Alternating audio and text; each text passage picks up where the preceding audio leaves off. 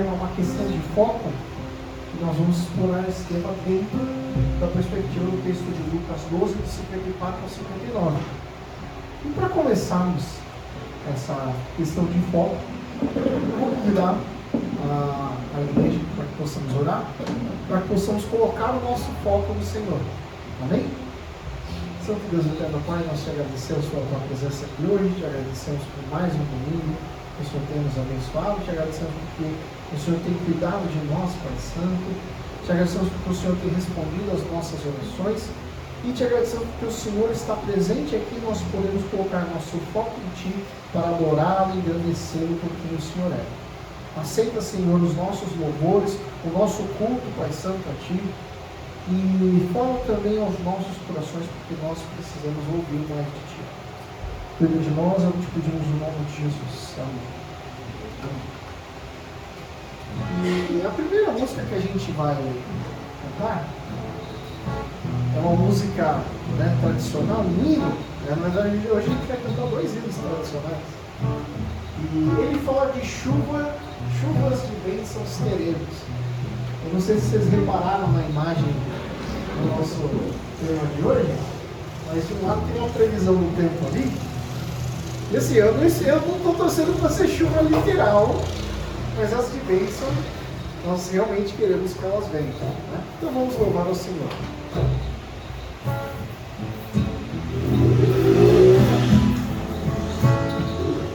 Chuvas de bênçãos teremos.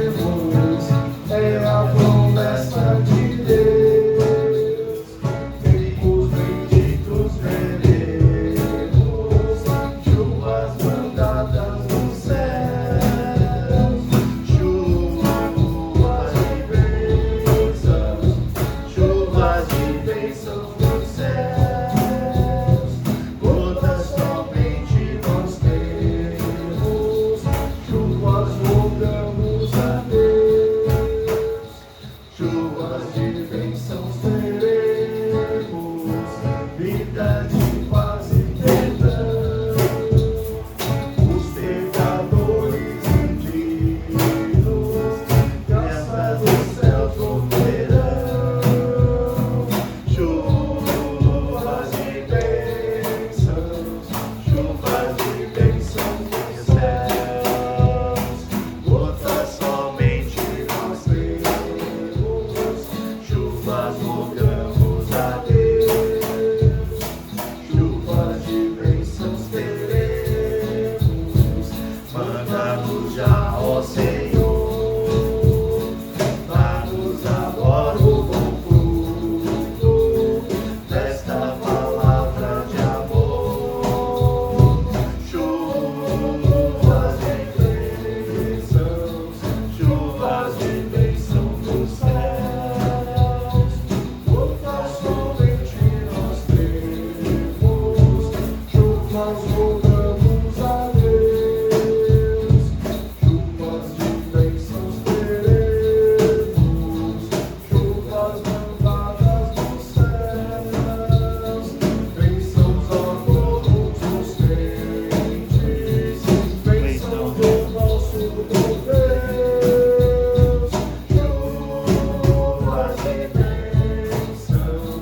Chuvas de bênção dos céus, gotas somente nós temos, chuvas rogamos a Deus.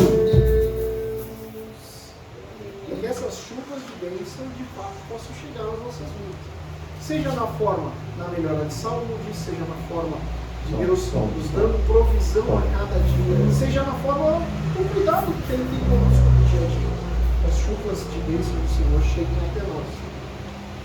E essa próxima música também, né? Já refúgio agora eterna, ela tem uma frase que não é na primeira estrofe nem na cor, mas eu escolhi ela por causa dessa frase, que é: e por fim entronizado as nações a julgar, todos grandes e pequenos o juiz hão de encarar, os inimigos triunfantes em furor hão de cantar vencendo em Jesus. No texto de hoje nós também temos esse paralelo aí com a figura do juiz, do encontro com o juiz. Então essa música vai de encontro à nossa temática também. Por isso nós vamos cantá-la. Mas no geral é uma música muito gostosa de cantar, né? É uma música bem clássica. Vamos só guardar um momento para a gente poder resolver uma questão do som e aí a gente já dá continuidade.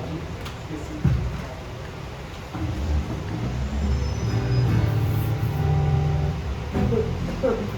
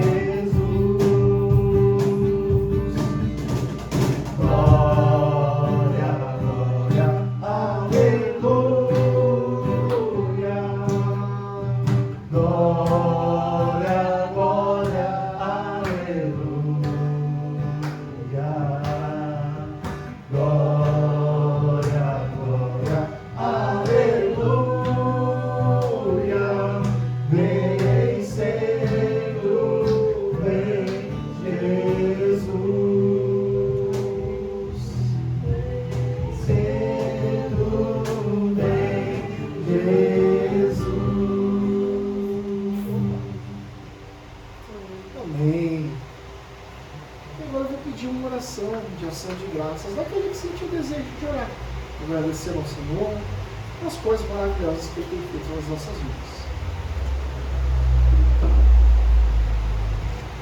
Querido Pai, nós te agradecemos, Senhor, porque o Senhor tem abençoado, o Senhor tem cuidado, o Senhor tem sido fiel conosco, ó Pai. E precisamos sempre de Ti, ó Deus, precisamos muito da Sua ajuda no dia a dia, em todas as coisas que nós fazemos. Queria te pedir, Senhor, que o Senhor abençoe, ó Pai, essa casa, Senhor, abençoe a todos que puderam vir, Senhor, aqueles que não puderam vir também, que o Senhor possa estar cuidando, indo no seu lar, ó Pai. Cuida, Senhor, da tua igreja, Pai, cuida, Senhor, da vida do Edson, de todos que estão aqui, ó Pai, de todos que estão ficando doentes, que o Senhor sabe que essa vida tem atrapalhado, tem limitado muitas pessoas, ó Pai, que o Senhor possa estar cuidando e nos ajudando, Senhor, a estarmos fortes, estarmos saudáveis, que o Senhor continue nos abençoando. Cuida, Senhor, do teu culto, cuida, Senhor, da tua casa, cuida de cada um de nós, abençoa a nossa semana, que o Senhor possa pegar a tua palavra também, cuidando de todas as coisas que vamos fazer, somos gratos por todas elas. Nós te agradecemos, ó Pai. Cuida, Senhor, das nossas famílias, e cuida dos nossos amigos, e cuida daqueles também que não gostamos. O Senhor sabe que precisamos tentar gostar deles também, ó Pai. Que o Senhor possa estar abençoando para que possamos perdoar e nos ajudar uns aos outros. Muito obrigado. É o que eu te peço e te agradeço. Em nome de Jesus. Amém. A próxima música, eu acho que ela é bem clara na temática de clima, né? Vai chover. Então, vamos louvar o Senhor com essa música também.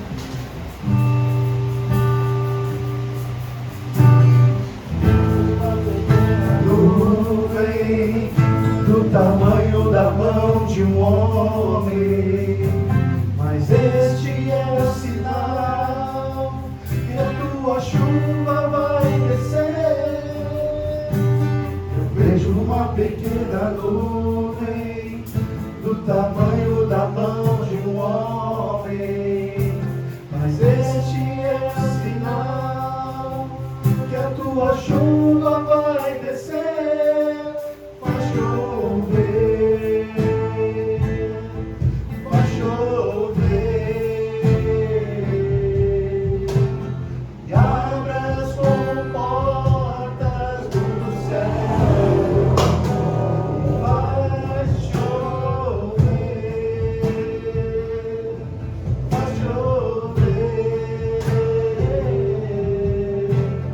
abra as comportas do céu.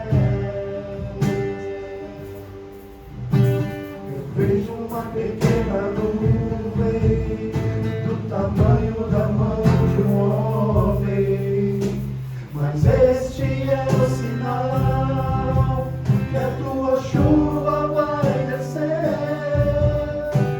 Eu vejo uma pequena nuvem do tamanho da mão de um homem, mas este é o sinal que a tua chuva vai descer. Vai chover, vai chover,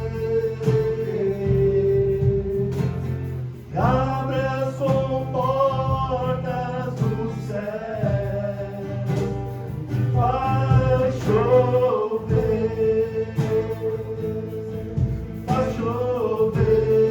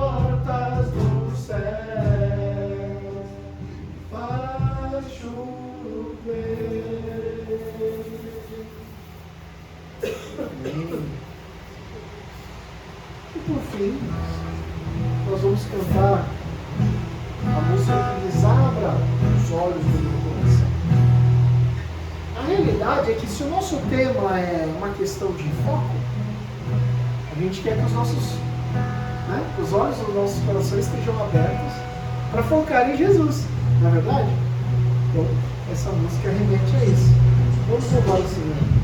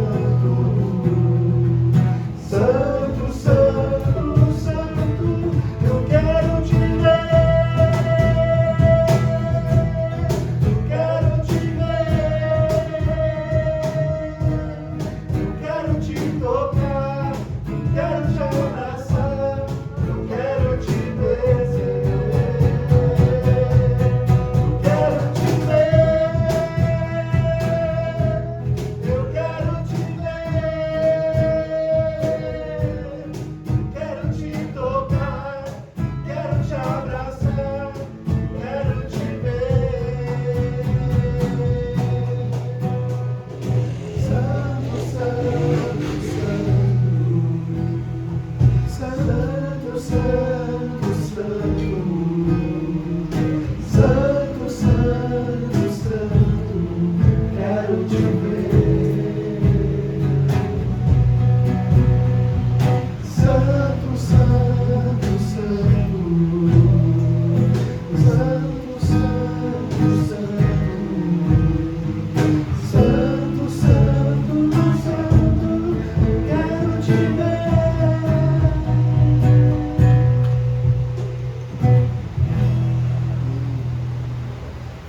Agora nós vamos ter a nossa.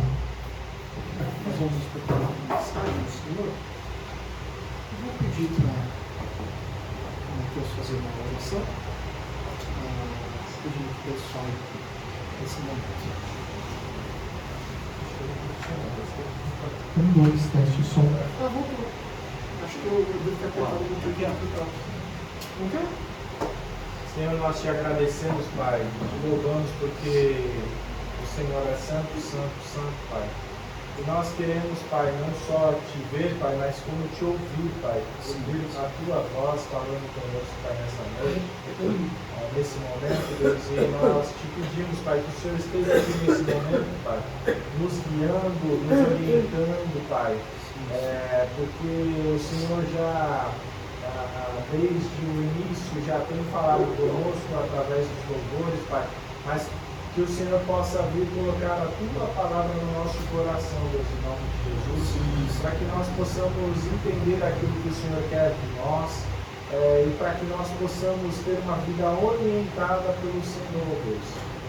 A tua palavra, ela é a nossa luz, ela é o nosso guia, Pai, e por isso nós estamos aqui nesse momento para escutar a tua voz através da tua palavra, que teu mensaje de Jesus.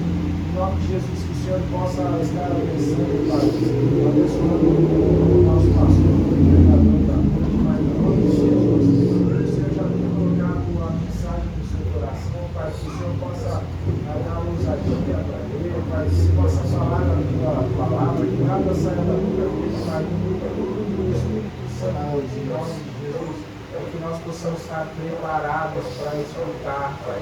E que a tua palavra possa ser guardada em nossos corações, Deus, em nome de Jesus. Fala conosco, Pai, Deus abençoa essa noite. Continua abençoando, Deus, em nome de Jesus. Amém. Bom, a gente vai voltar aqui para a nossa ilustração, né? E eu gostaria de perguntar para vocês. Não é de forma, não é retórica, tá? Eu perguntar no sentido de, se alguém puder, se alguém quiser, né, participar respondendo, o que é uma metáfora? Alguém poderia me responder isso, por favor? A gente usa uma expressão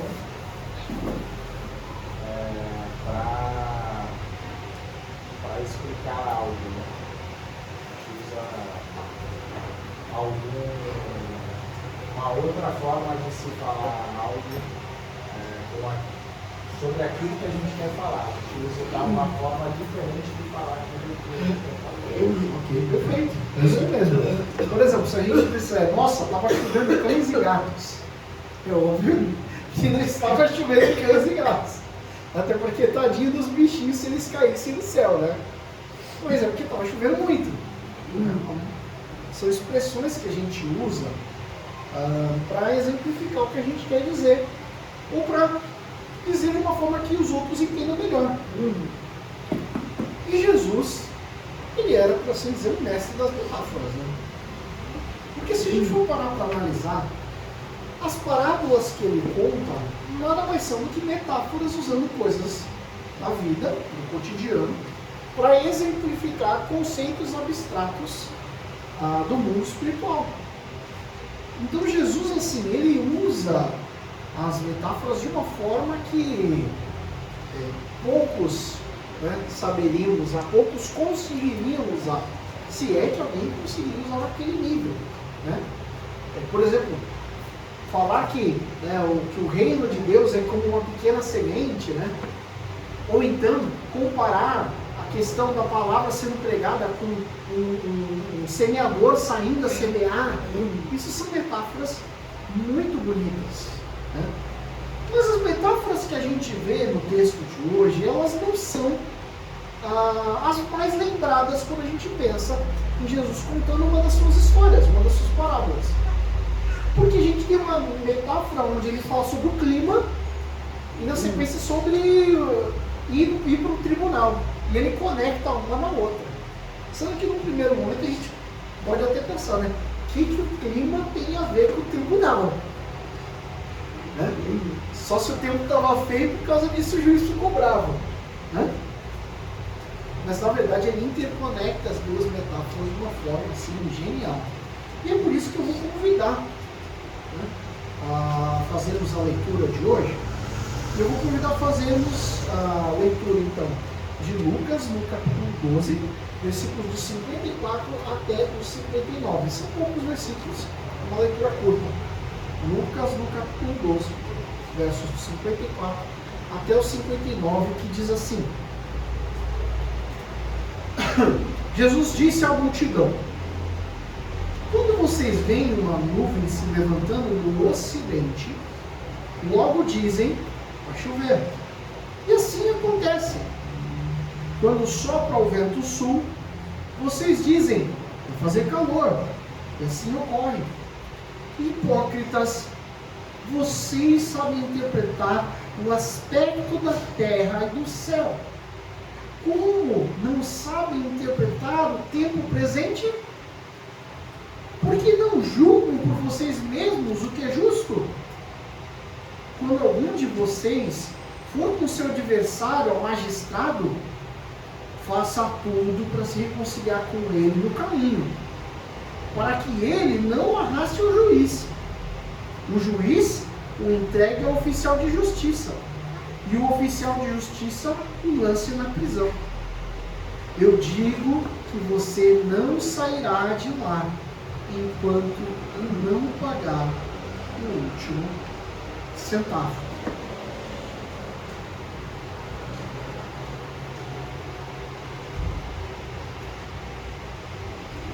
E quando a gente olha para esse texto, a gente percebe que o problema daquelas pessoas, para quem Jesus está falando, claramente não era falta de inteligência ou falta de percepção das coisas ao seu redor, mas um problema simples de foco, uma questão de foco. E por que a gente pode dizer isso? A gente pode dizer isso por causa, por exemplo, da primeira metáfora. A primeira metáfora nos mostra que aquelas pessoas tinham uma inteligência seletiva e, por causa disso, não sabiam distinguir o clima espiritual. Veja só que interessante.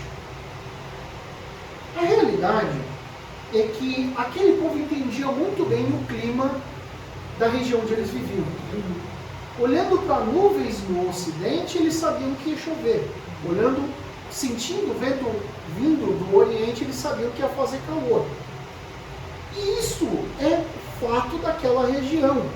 Você consegue prever o clima com certa facilidade, observando, né, coisas climatológicas, as nuvens, o vento, o calor vindo de uma direção específica. E eles eram fera em fazer isso. Por quê? Porque disso dependia os tempos de plantio, a colheita que eles teriam, o sustento das famílias deles. Veja que se eles plantassem durante um momento em que só viesse vento quente, as plantas iam secar sem água, né? E eles não iam colher nada e eles iriam passar fome. Então eles tinham que saber olhar e ver quando ia chover para poder plantar no tempo certo, colher no tempo certo e fazer ali, né, os seus trabalhos para poder ter o seu sustento. Isso mostra que eles eram inteligentíssimos. Veja, não é todo mundo que consegue bater o olho no céu e falar, hoje vai cair um pé d'água. Não é todo mundo. Tem gente que olha e fala, não, sabe o que é? Que eu vou descer, tá mó solzão, vou lá pra praia e tal. Vou descer de São Paulo, vai pra praia. Coitado, mal sabe que quando chegar vai cair aquela chuva torrencial que vai lavar a cidade. Por quê? Porque a pessoa não sabe prever essas questões. Mas embora eles fossem muito inteligentes, eles ao mesmo tempo sofriam de uma cegueira espiritual terrível. O que Jesus está dizendo ali não é que eles, eles eram incapazes, porque ele chama de hipócritas. Hipócrita não é a pessoa que não consegue, que é incapaz. É a pessoa que pode, mas não faz. Eles podiam ver o que estava acontecendo, porque Jesus estava dando todos os sinais que eles precisavam. Percebam o seguinte, ele está falando de sinais do tempo. Uma nuvem aqui, um vento quente ali.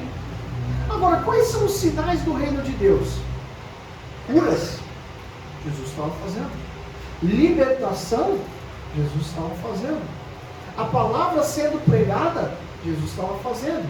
Arrependimento das pessoas, Jesus estava fazendo. Confronto com as instituições que estavam andando errado, Jesus estava fazendo.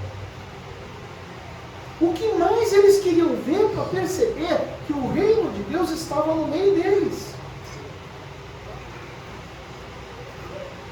Não era uma questão de não conseguir perceber. Era uma questão de não querer perceber. E é interessante que a gente vê que Jesus, ele, meio que, tipo assim, como é que vocês não conseguem interpretar? Vocês não estão percebendo não, pessoas? Ele dá aquela puxada de orelha na multidão, porque infelizmente eles estavam vivendo uma seca espiritual do lado da fonte de água viva. E é interessante que o apóstolo Paulo ele reforça esse conceito. Quando ele escreve lá em Romanos, no capítulo 13, no verso 11, e ele diz: e façam isso, compreendendo o tempo em que vivemos. Chegou a hora de vocês despertarem do sono, porque agora a nossa salvação está mais próxima do que quando cremos. Compreendendo o tempo em que vivemos.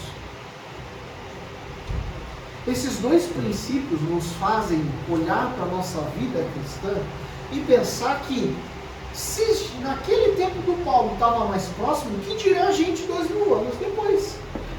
Está muito mais próximo ainda. E a realidade é que a cada segundo que passa está mais próximo ainda do momento da salvação final. E o cristão, ele não pode viver com uma inteligência seletiva que o impede de colocar o foco no reino que se aproxima. Pelo contrário, ele tem que estar constantemente olhando para os sinais que aparecem. E, gente, existem N textos da Bíblia que falam dos sinais que viriam para mostrar que os tempos estavam se aproximando. E é quase impossível não olhar para esses textos e dizer: gente, eu acho que está chegando perto.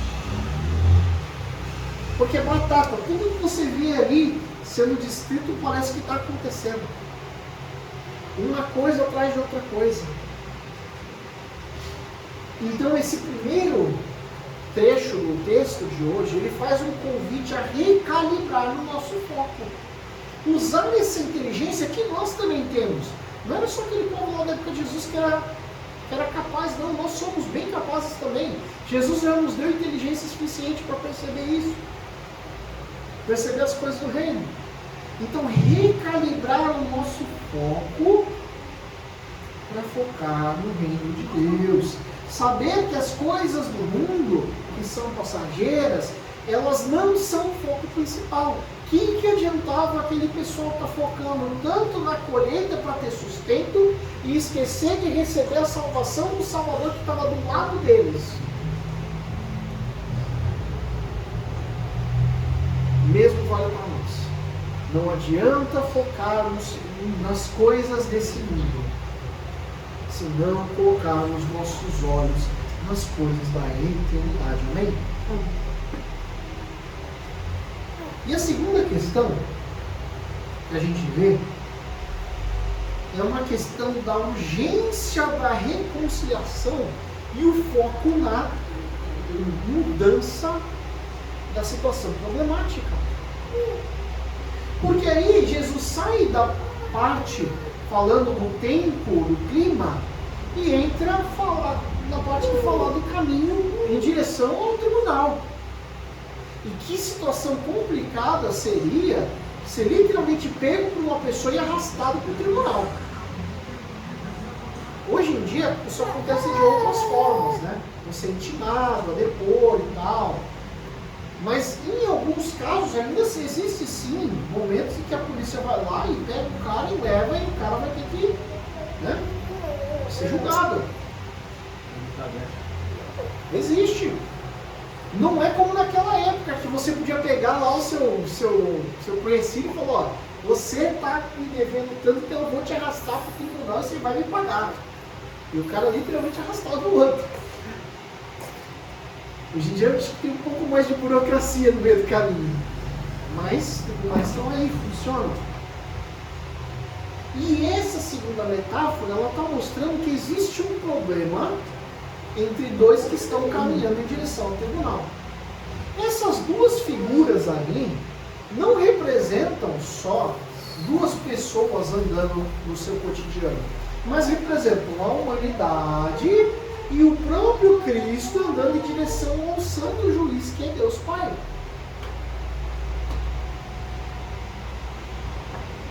E ali vai ter um diálogo onde Jesus fala, olha, você tem que se reconciliar com a pessoa que está do teu lado antes de chegar na frente do juiz, porque o juiz não vai ter dó. O juiz não vai brincar em serviço. Ele vai te jogar para um oficial de justiça e tu vai para a cadeia e tu vai ter que pagar o que você deve. E a gente sabe que isso é uma metáfora para quê? Para condenação eterna. Porque o que a gente deve a Deus, o preço pelo nosso pecado, é a condenação eterna. Ele fala, você não sai de lá enquanto você não pagar o último centavo. O problema é que não tem como a gente pagar. Por isso que é necessário se reconciliar com aquele que nos leva até o juízo, que é o único que é o verdadeiro advogado que pode nos libertar, que é Jesus. No grego bíblico, essa mudança no meio do percurso é a metanoia. Não é só mudar de direção. Tá?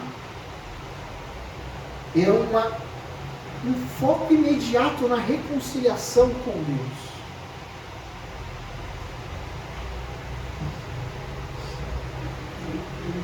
Se a gente focar só na nossa autossuficiência, o que a gente consegue fazer, se a gente focar só no caminho em si, se a gente focar só no local de chegada, que é o magistrado, se a gente focar nas circunstâncias que estão em volta, a gente perde as oportunidades de misericórdia daquele que está do nosso lado, só esperando que a gente venha com a palavra de reconciliação.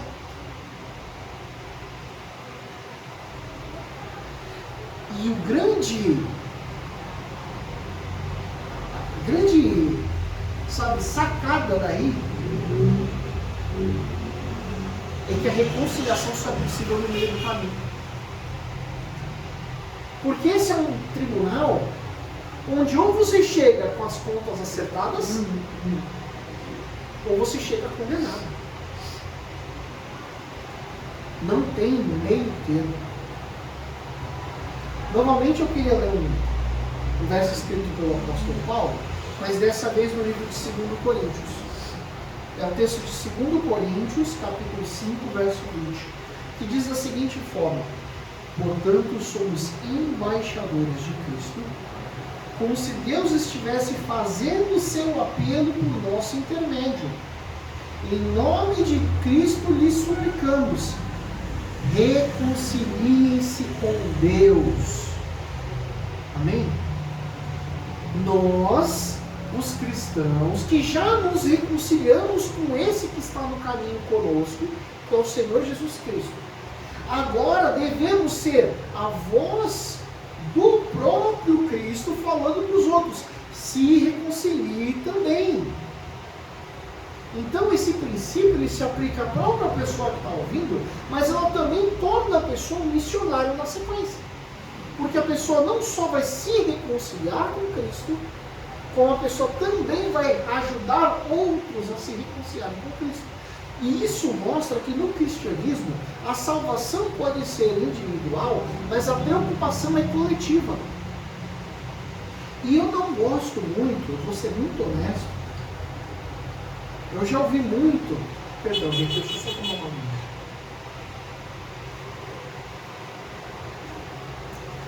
Eu já ouvi muito o pessoal usando essa questão de: mas a salvação é individual. Mas eu não tenho nada a ver com a salvação do outro. Errado. Você tem. Por quê? Porque nós somos esses que estão agindo por intermédio de Deus para falar para os outros: reconcilie-se com Deus. Então a gente tem sim responsabilidade pela salvação do outro. E sim, quando a gente entende que vai ter cobrança pelas pessoas que passaram pela nossa vida e que a gente não fez nada para que elas fossem salvas, quando a gente percebe que vai ter cobrança se a gente não fez nada, a gente entende que sim, a minha salvação ela pode ser individual, mas a dos outros é minha responsabilidade. E aí a gente se torna muito mais apegado com as questões evangelísticas e muito mais preocupado com o outro do que comigo, que já estou salvo. Se eu já me reconciliei, já estou salvo, amém, glória a Deus. Agora, é minha missão fazer com que o outro também seja.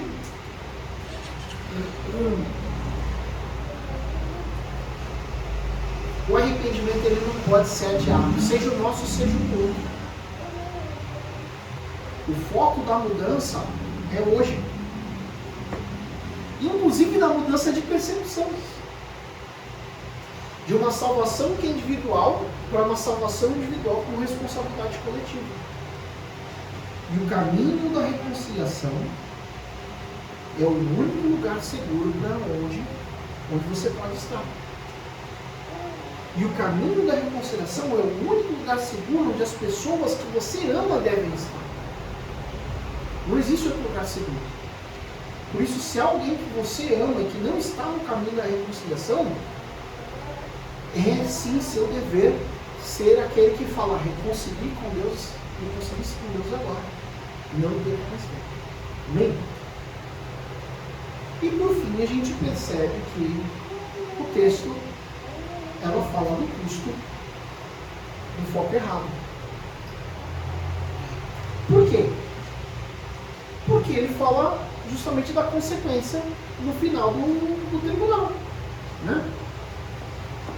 É essa conexão no final do tribunal que junta as duas metáforas para que a gente entenda que se a gente não percebe que Jesus está ali, está dando sinais, está convidando a uma reconciliação e está nos direcionando em direção ao Santo Juiz, se a gente não se reconciliar enquanto ainda é tempo, vai ter consequência.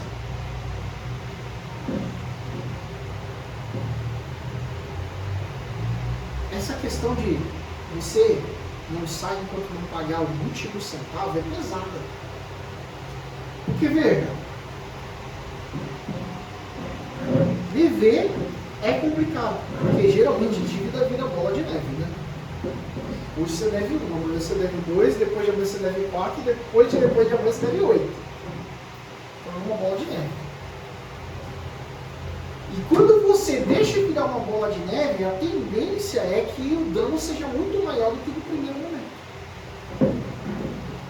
A Bíblia ela não se omite de mostrar que as nossas escolhas têm peso. as nossas escolhas, elas fazem diferença. E a negligência espiritual, ela traz um preço que a gente não consegue pagar. Que é justamente da condenação eterna. Veja o que diz Hebreus 2, verso 3. Hebreus capítulo 2, verso 3. Como escaparemos nós se negligenciarmos tão grande salvação? Como? Como é que a gente pode escapar se a gente negligenciar a salvação? Não tem como.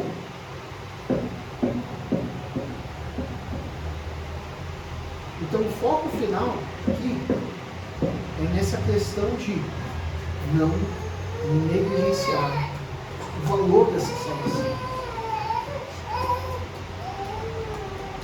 A justiça de Deus, ela é exata. Deus não pune nem menos nem mais. O problema é que a humanidade deve demais. O problema é que a humanidade deve muito. Nós somos devedores de Deus. E o preço da nossa dívida é realmente essa questão da eternidade afastados do Senhor. Por isso, o texto exige que a gente foque, porque assim, você vai chegar diante de Deus. Você tem a oportunidade agora. Ou você aproveita, ou você aproveita. Antes, a oportunidade acaba. Tem uma questão de foco. Significa decidir realmente o que você vai fazer. Olha, a gente é tão bom de planejar nossa vida baseado nos sinais que a gente vê da vida.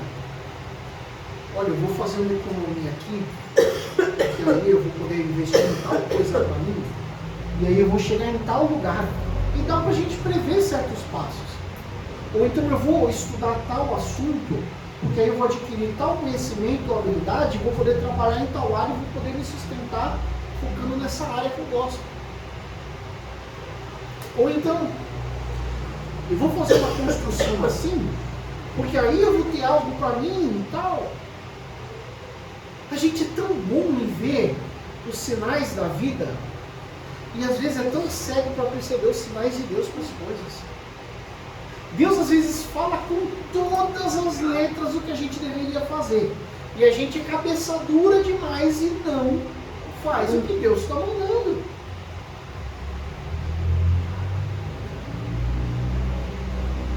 Honestamente, eu acho que se a gente viver muito com foco nas coisas terrenas e pouco na vida espiritual, a tendência é que em algum momento a gente ouça de Jesus o mesmo que aquela multidão ouviu. Hipócrita, você está entendendo as coisas ao seu redor e não está vendo a orelha de Deus. Por isso, eu diria que a questão principal da mensagem de hoje é nós conseguirmos colocar o nosso foco nas questões espirituais do reino. Amém? E para isso, eu preparei aqui uma oração escrita. Eu não sou de escrever as minhas orações, tá? Não é o meu hábito principal. Mas hoje eu queria que a gente tivesse um momento da bênção, mas que a gente pudesse refletir nessa oração final. Por isso eu peço que você feche seus olhos, para que nós possamos orar juntos. E eu vou pedir licença para ficar de olho aberto, porque eu vou ler essa oração que eu deixei já escrita.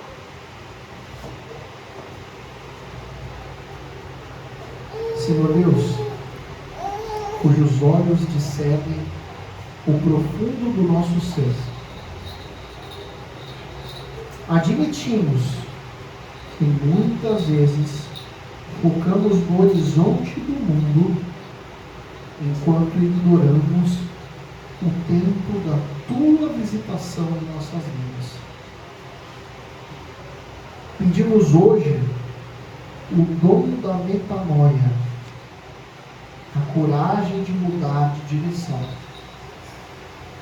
Não queremos ser sábios para a terra e tolos para o teu reino. No caminho da vida, decidimos hoje nos reconciliar contigo. Que o nosso foco não seja a dívida que não podemos pagar, mas a graça que tu nos ofereces gratuitamente agora. Livra-nos da negligência e desperta-nos da apatia. Firma-nos hoje o compromisso de ler os teus sinais, de buscar a justiça que vem de ti e de caminhar em tua luz, até que o tempo se encontre com a tua eternidade. Amém. E que através dessa mensagem e dessa reflexão, nós possamos sair aqui cheios da bênção do nosso Senhor Jesus Cristo, prontos para viver novidade de vida espiritual. Deus abençoe a todos.